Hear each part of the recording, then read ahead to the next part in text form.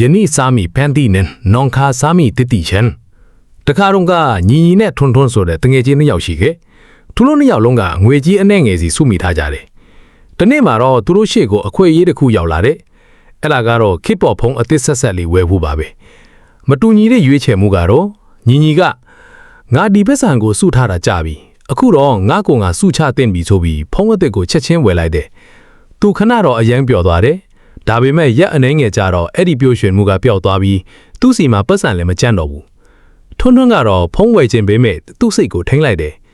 ငါအခုဒီပတ်စံကိုမသုံးသေးပဲတခုခုမှရင်းနှီးမြုပ်နှံလိုက်ရင်ဒါမှမဟုတ်အပိုအရေးကြီးတဲ့တင်တန်းတစ်ခုတက်လိုက်ရင်နောင်ကြရင်ငါဒီထက်ကောင်းတဲ့ဖုံးတွေအများကြီးဝယ်နိုင်မှာပဲလို့တွေးလိုက်တယ်ဒါဟာ gratification အလိုဆန္ဒကိုအောင်ဤတိခန့်ထားလိုက်ကြပါတယ်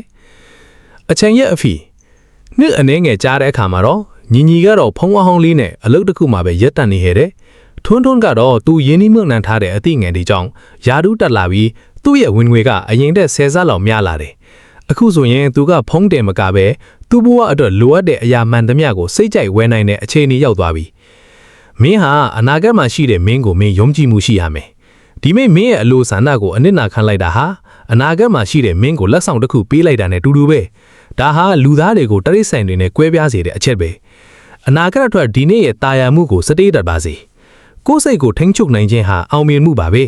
ကလေးတွေကိုမုတ်တစ်ခုအခုစားမလား15မိနစ်အောင်ထားရင်2ခုပေးမယ်လို့စမ်းသပ်တဲ့အခါအောင်ထားတဲ့ကလေးတွေကကြီးလာရင်ပိုအောင်မြင်ကြတယ်ဆိုတဲ့ theory နဲ့အတူတူပါပဲ